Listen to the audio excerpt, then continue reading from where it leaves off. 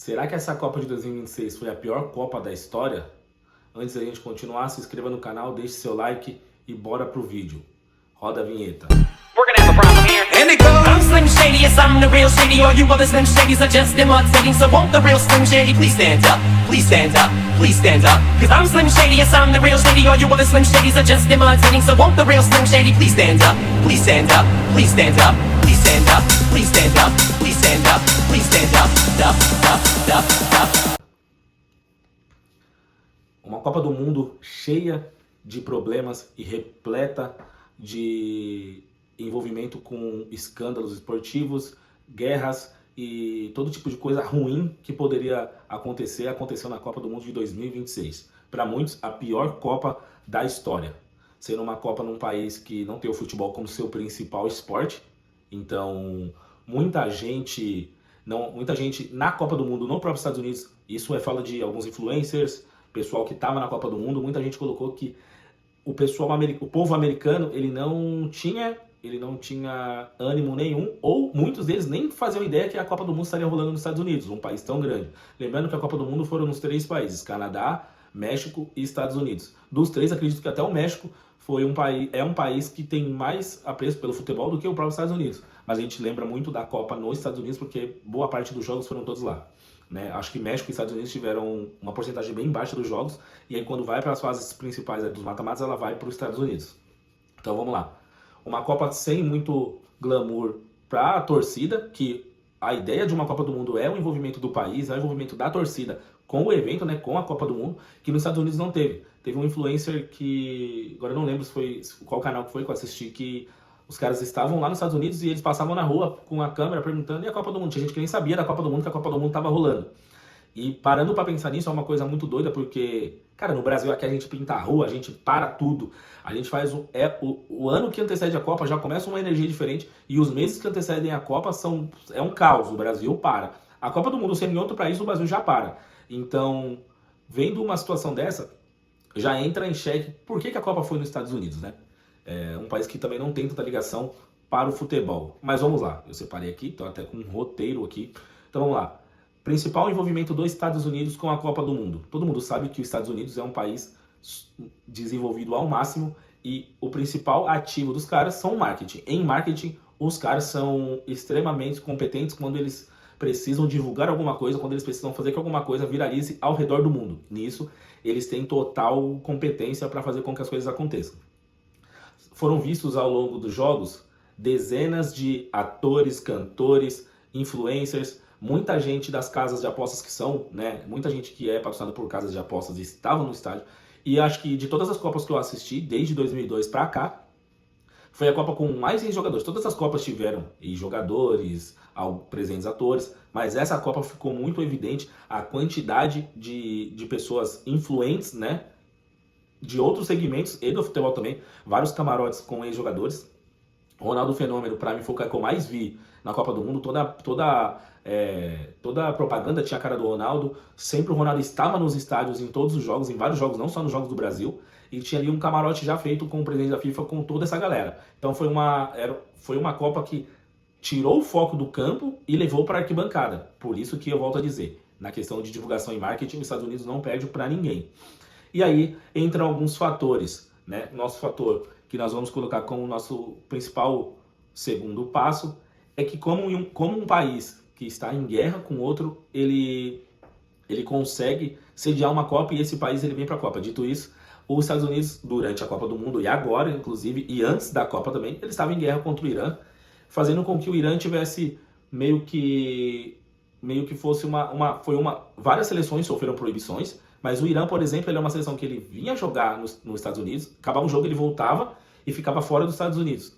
E aí fica um questionamento, como que a FIFA em si ela não interviu, né, quando o assunto Copa do Mundo, Estados Unidos e guerra não foi colocado. A FIFA mesmo soltou que eles não podem interferir nas leis do país ou no que esteja acontecendo, mas aqui no Brasil eles tiveram várias influências, inclusive a lei de Copa, que foi a lei que mudou várias coisas aqui no Brasil para que o Brasil pudesse se adequar, né, a estar realizando a Copa do Mundo aqui. E contra os Estados Unidos isso não aconteceu. Por quê? Porque a FIFA recebe uma grana muito grande, que nós já vamos chegar nisso, e voltamos a dizer, tudo é baseado no marketing, na divulgação e numa arrecadação de bilhões de dólares, de reais, de euros, de tudo que é moeda mundial. Então, o questionamento de várias pessoas foi como que um país, como os Estados Unidos, em guerra com outro, recebeu esse país totalmente de forma inadequada, mas recebeu esse país e a FIFA não fez nada.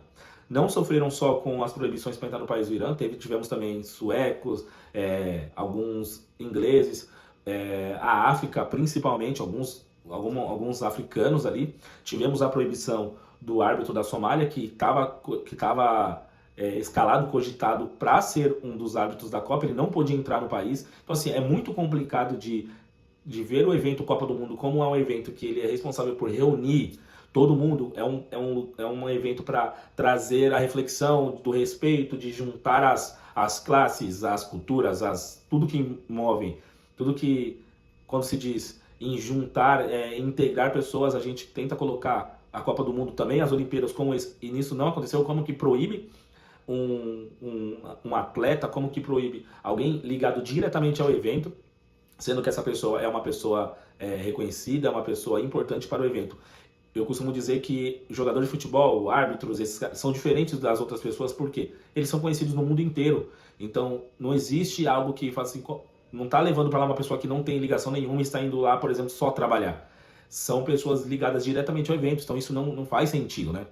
E então fica aí mais um ponto negativo que a FIFA e os Estados Unidos, né, eles tiveram aí de ruim. Outra coisa importante foi a ligação tão próxima da FIFA com os Estados Unidos, diretamente com o presidente Trump, que no jogo no jogo dos Estados Unidos, se eu não estou enganado, contra a Bósnia, tem o cartão vermelho no Balogun, que é o principal jogador dos Estados Unidos, né? Ele e o Pulisic, eles são os dois caras ali da frente que levam o time nas costas, e simplesmente ele faz uma falta. Eu também achei que a falta foi uma falta que ele não é uma falta que ele... não sei se a palavra certa, se ele procura fazer, mas que por um acaso ali ele acaba pisando no tornozelo do jogador, acho que da Bósnia, e ele é expulso, ele toma um vermelho, o VAR chama, ele toma um vermelho por ele dar um pisão no tornozelo do jogador adversário. O presidente da FIFA aceita o regulamento e voltam atrás em relação ao cartão vermelho do Balogun e tiram esse cartão vermelho e ele fica apto para jogar a próxima partida. Todo mundo sabe que teve uma influência do governo americano sobre a FIFA em relação a esse cartão, e poucos dias depois, o presidente da FIFA ele não tinha ainda anunciado, ou ele tinha dado alguma entrevista falando que foi um caso diretamente do presidente com a FIFA. Só que dias depois, o próprio Trump posta no seu Twitter e depois dá umas declarações que ele mesmo ligou diretamente para o presidente da FIFA, intervindo sobre o cartão vermelho. Fazendo isso, já entra em xeque qualquer possível aceitação de que a Copa é algo sério. Porque se o presidente do país sede, ele entra em contato com a FIFA para mudar um cartão vermelho, e se isso tivesse ficado debaixo dos panos seria uma coisa já ruim, mas não, ele faz questão de mostrar o poder, de mostrar que quem que manda, e aí a notoriedade ou a Copa do Mundo de fator sério, responsável por dezenas de torcidas e países envolvidos, a legitimidade da Copa ela já fica como se fosse algo... some, desaparece qualquer seriedade que a Copa do Mundo poderia ter, porque se o presidente faz isso, ele pode fazer outras coisas, né? Já puxando o gancho para a nossa arbitragem, que foi uma arbitragem muito confusa na Copa, né? O presidente Trump ainda faz uma alegação que quem expulsa o jogador Balogun é o Rafael Claus, e ele diz que se o cartão não fosse tirado, tinha que investigar o árbitro, o Rafael Claus, porque tem um passado XYZ, então assim, ficou meio aberto ao ar o que poderia ser essa investigação ao árbitro Rafael Claus brasileiro, mas que muita gente não entendeu, e inclusive foi uma coisa que gerou muita repercussão devido à quantidade de erros da arbitragem. Que nós vamos pular para o próximo passo agora, que a arbitragem favoreceu ou não a Argentina na Copa do Mundo. Aconteceram diversas coisas na Copa do Mundo, muitos erros, né? A falta de critério da arbitragem realmente foi algo que ficou em muita evidência. Não acredito que isso seja algo que, vamos fazer isso de caso pensado, apesar dos Estados Unidos, estamos falando dos Estados Unidos aqui porque foi o país principal sede. O Canadá e o México, eles sediaram alguns jogos, mas o foco principal da Copa foi nos Estados Unidos. Então, o favorecimento da Argentina para que a Argentina ganhasse a Copa, não sei se isso é algo que é verídico ou não, mas que teve um favorecimento ou possivelmente favorecimento, isso é inevitável de dizer que não teve. Por quê? Pegando alguns dados aqui, a Argentina, eu vi isso em um dado de um vídeo que eu assisti no YouTube, de 100 faltas o VAR não entrou em nenhuma vez contra a Argentina. E ele entrou 11 vezes a favor da Argentina durante essas faltas que ocorreram ou que tiveram ao longo do jogo. Diferente de outras seleções que tiveram mesmo, dentre as 100 faltas, todas as outras tiveram ali interferências do VAR a seu favor e a contra. Contra a Argentina não teve nenhuma. Então o VAR só interviu, o VAR só entrou em jogo a favor da Argentina. Isso que ia ficar muito suspeito. A Argentina que é uma seleção que passa 90 minutos guerreando, muita disputa de bola, muita briga, e a catimba, que é o principal ponto da Argentina, o VAR não teve nenhuma entrada contra a Argentina. Então é uma coisa que fica ali no ar. Será que a Copa realmente foi manchada? Será que não? Será que as bets influenciaram de alguma forma a Copa do Mundo? Ou será que foi algo só coincidência? Então, é uma reflexão que todo mundo fica. Inclusive, no jogo contra o Egito, acontece uma falta lá na área da Argentina quase. O Egito atravessa o campo, na área do Egito, quer dizer, o Egito atravessa o campo inteiro atacando, faz o gol, e aí o VAR chama e anula o gol do Egito porque teve a falta lá no começo. Sendo que falta daquele pisão do tipo teve várias que a Argentina fez e não teve a mesma consequência, né? Então, outro ponto negativo é o possível favorecimento da Argentina, que chega à final e perde na final para a Espanha, mas teve muita coisa para se avaliar, né, em questão da arbitragem. Então, que os envolvidos e os outros, né, até mesmo os influencers, os youtubers, a galera que consegue fazer um vídeo com mais estrutura, que eles pudessem fazer um vídeo só da arbitragem para a gente ver como foi difícil, né, aceitar algumas decisões que a arbitragem teve nessa Copa do Mundo. Uma arbitragem muito fraca, né, diferente de outras Copas que tiveram arbitragens também que causaram erros, mas essa foi uma arbitragem totalmente, né, terrível, de ruim, porque muita coisa aconteceu e muita coisa passou aos olhos da arbitragem, que a arbitragem não conseguiu seguir o mesmo critério. Próximo passo do nosso vídeo foi a questão da pausa para hidratação, né? Levando em consideração que muitos jogadores, principalmente o Van Dijk foi o que eu vi assim mais por cima, que ele foi o que deu uma opinião um pouco mais aceitável sobre a pausa para a Copa do Mundo, né? A pausa para hidratação. Lembrando que, volto a dizer, em marketing e divulgação, em recolher, em arrecadar dinheiro, os caras são bons, e a gente entra de novo nessa parte. Antes da Copa do Mundo, a FIFA tinha mudado algumas regras. A regra do não fair play, que é a regra do se você cai no chão, ao ser substituído, não substituir, o jogador fica fora, o impedimento semiautomáticos, os sensores de bola e algumas outras regras que tiveram, né, que foram atualizadas, na verdade, com a Copa do Mundo, que já estão sendo usadas nos campeonatos agora já é mundial. E entra a pausa para hidratação. A FIFA colocou, dentre essas regras, que a pausa para hidratação, ela tinha um fator que era, os Estados Unidos e o México, eles passam por uma onda de calor muito grande, e para o bem-estar do atleta e para o bem-estar da partida, precisava ter essa parada técnica, que foi por volta dos 22 minutos ali, dos dois tempos. Então tinha essa parada técnica, que é uma parada que foi muito questionada pelos jogadores e pelas comissões técnicas das seleções. Por quê? A FIFA colocou que a FIFA já fez essa mudança nas regras para que o jogo corresse muito mais, que tivesse mais tempo de bola rolando, que tivesse mais jogo. E automaticamente, quando você põe uma pausa para hidratação no meio desse jogo, você está passando por tudo que você colocou. Você está colocando regras para o jogo correr mais e coloca uma pausa de 3 minutos no meio do jogo. Isso não faz muito sentido. Mas aí, por trás disso tudo, entra a questão da divulgação das marcas nesses 3 minutos. Ou seja, nem tudo é pensado para o bem-estar do jogador. Como eu já disse inúmeras vezes no vídeo, os Estados Unidos é um país que ele arrecada muito dinheiro com divulgações, saindo um pouco do futebol, indo para a NFL, tem o show do intervalo, que é aquele mega show de, se eu não me engano, 8 minutos a 15 minutos, uma coisa assim, e é o minuto mais caro do esporte. Então, a FIFA pensou o quê? Vamos colocar essa pausa, essa parada técnica, para beneficiar os jogadores, a ter uma hidratação, a ter um respiro, para fazer essa bola rolar mais. O que não é verdade. Um dado importante que eu separei aqui, que acredito eu que de todas as divulgações nas paradas técnicas de publicidade, as marcas fazendo a sua publicidade, expondo a sua marca ali nas paradas para hidratação, eu peguei aqui, ó, um dado. O David Beckham lucrou 129 milhões de reais com essas pequenas pausas aí para hidratação durante a Copa do Mundo. A Adidas também, que é um patrocinador global que ele gira em torno de 25 milhões só com as pausas para hidratação. Detalhe, tá em cada uma, não é em todas ele arrecadou. A Adidas, por exemplo, arrecadou esses 25 milhões, como o David Beckham também não arrecadou em uma pausa só. Em várias pausas tiveram esses valores aí multiplicados, né? O David Beckham lucrou 129 milhões e a Adidas em torno de 25 milhões apenas com os anúncios durante as pausas para hidratação. Então, assim, qualquer pontinho ou qualquer intervalo, por minúsculo que seja, a publicidade ela ia entrar nessa Copa do Mundo. Isso era bem claro que isso ia acontecer. Detalhe, peguei o David Beckham aqui e a Adidas, que foram os que eu peguei mais rápido assim por cima, mas tem dezenas de outras marcas de publicidade que fizeram esse trabalho nas pausas para hidratação. Então, assim, o valor deve passar de bilhões, né? O David Beckham, que deve ser um dos ali menores ali, arrecadar cerca de 129 milhões com a publicidade durante a Copa só nessas pausas para hidratação é muito dinheiro.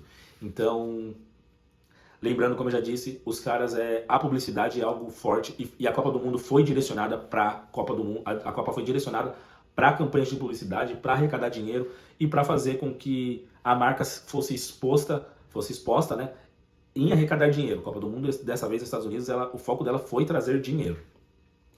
Saindo um pouco do campo de publicidade, dinheiro, marketing, divulgação, nós entramos na parte do futebol. Como foi o futebol dentro do campo? Cara, de todas as Copas que eu assisti, dentro do futebol, para mim foi uma das Copas mais fracas, tecnicamente. Muito jogo ruim. Entra na questão também de serem 48 seleções, e já estão falando que a Copa do Mundo, a próxima, terão mais de 60 seleções. Então, assim, se já teve jogo ruim agora, na próxima, então, vai ter jogo que vai ser difícil de transmitir. Vai ter muita emissora que não vai nem querer transmitir, porque é jogo ruim. Então, tecnicamente, dentro de campo, foi uma Copa muito ruim de assistir. Cara, não teve uma seleção que encheu os olhos, assim, até a própria França, que era a favorita com a legião de craques que eles tinham, não foi uma seleção que, cara, encheu os olhos. Temos que parar para ver a França jogar, porque a França vai ser a seleção, nossa, que vai apresentar um futebol espetacular. Não foi. A França tinha algo sobre as outras, mais no individual do que por ser uma seleção num conjunto melhor. A Argentina, então, nem se fala que a Argentina também não apresenta um futebol bacana há anos. A Espanha, com seu futebol de toque de bola, também muito chato de assistir. Então não teve uma seleção. Tiveram boas histórias, igual a história de Cabo Verde, a história de trazer o Marrocos para tentar ser de novo um finalista de Copa, como foi na última, né, que perdeu na semi. Cara, tivemos... Cara, acho que a história principal da Copa foi Cabo Verde mesmo. Tô tentando lembrar algumas outras aqui, mas não consigo. E foi uma Copa também com muito jogador jovem. Então, várias seleções trazendo jogadores jovens ali. Então foi uma Copa meio sem experiência, uma Copa que tecnicamente muito fraca, né? Muito fraca do futebol, né? Gerando toda essa questão de um futebol fraco, chegamos ao nosso último tópico, que foi a final da Copa do Mundo. Cara, de Copa do Mundo, eu acredito que não foi só a pior final, como um dos piores jogos de Copa do Mundo. A Argentina, que ela vinha durante a Copa mostrando um futebol que era um futebol brigador, era um futebol até que pra frente, era um futebol brigador de tentar ali fazer o gol, dar pressão, aquele jogo que a Argentina, visto o jogo da Argentina contra Cabo Verde, contra a Inglaterra, contra a Suíça, que eram jogos que a própria Argentina, nos minutos finais, tentava uma pressão, tentava um jogo pra cima. Contra a Espanha foi um jogo muito ruim em questão de desenvolvimento. Lembrando uma coisa muito importante, tá tendo uma treta enorme na Argentina, porque o Messi foi um dos que saiu e disse que a tática com que o técnico usou foi muito ruim, de colocar a Argentina lá atrás e tentar ficar brigando por um contra-ataque, que ele não aconteceu, sendo que a Argentina foi uma seleção que ela tentou bater de frente até onde ela conseguia na maioria dos jogos, e se ela sofresse algum gol, ela sempre tentava fazer com que isso fosse, cara, uma coisa que não atrapalhava o futebol deles. Eles iam pressionar e iam buscar esse gol. Contra a Espanha isso não aconteceu. Cara, o jogo da Espanha contra a Argentina na final parecia um jogo que a Argentina chegou cansada no jogo. Também eles jogaram prorrogação em todas as fases do mata-mata, mas foi um jogo que a Argentina chega cansada para o jogo, esgotada, e fala assim, vamos ficar aqui atrás e tentar não tomar gol. Toma o gol na prorrogação, e aí, como ela sempre tomava um gol antes, né, tomava gols bem no começo dos jogos, ali, ou com bastante tempo para tentar virar, elas conseguiam virar os jogos. Na questão da prorrogação, eles já tomaram um gol muito tarde, então não tiveram muito tempo de tentar uma abafa. Tentar que eles, nos minutos ali, eles conseguiram ainda pressionar um pouco a Espanha, mas de nada aconteceu. Mas tecnicamente uma final muito fraca, onde a Argentina não faz uma finalização ao gol. Então, a nível de final de Copa do Mundo, é muito ruim você ver a Argentina não finalizar uma bola no gol. Não existe uma seleção chegar numa final da Copa do Mundo e não finalizar a gol. Então, é o contraste de toda uma Copa que foi bem ruim tecnicamente, e surpresa seria se tivéssemos uma final de Copa muito boa, porque a Copa foi muito ruim. Então tivemos uma final ruim digna de como foi toda a Copa em geral. Muita gente colocou que a final da Copa do Mundo poderia ter sido o terceiro lugar entre França e Inglaterra, que foi um jogo de muitos gols, saiu de um 4-0, quase que a França vira, mas também que não valia de nada, então assim, por mim até tirava esse terceiro lugar, é um jogo a mais pra gente acompanhar que não vale de nada, os jogadores já vêm com essa questão de, por eles também nem jogavam, então por mim tirava esse terceiro lugar, que não vale de nada, mas que final ruim foi Espanha e Argentina. A Espanha, que não tem nada a ver com isso, fez o gol. Eu tenho uma impressão, eu como acompanhei outras Copas, eu tenho uma impressão de que ganhar algum título hoje é muito vazio, assim, é muito superficial. Cara, vista a final da Champions, vista a final, acho que até da Libertadores, Copa do Mundo, não tem mais aquele ânimo de ganhar. Eu acho que isso acontece tanto porque tem tanta divulgação, a gente absorve tanto esses jogos que a gente fica meio que saturado em chegar ao final, né? Em ver a final assim do jogo como é. Os próprios jogadores aparentemente não têm emoção, é como, eu acho que os caras são tão ricos já que ganhar para eles é algo a mais, assim. Não sei se é porque o Brasil faz tanto tempo que também não ganha e a gente também não acompanha os bastidores das seleções que ganham, mas visualmente ali dentro de campo parece que é algo muito superficial. Então, para mim fica mais um motivo por ser uma final de Copa muito ruim, né? A Espanha leva, não tem nada a ver com isso, conquista o segundo título de Copa, é mais uma seleção ali que tem uma crescente ali e ganha um título mundial num espaço curto de tempo, né? Ganhou em 2010, ganhou em 2026. Então, é isso. Fica aí o nosso resumão aí da Copa. Estamos juntos. Se inscreva no canal. Segue a gente também no nosso Instagram. A gente tem um outro projeto também que é o Varleco. Segue a gente lá também no Instagram. Segue a gente no YouTube. Se inscreva no canal 90 Mais e dá essa moral pra gente. Curte, comenta e compartilha. E é isso. Tamo junto.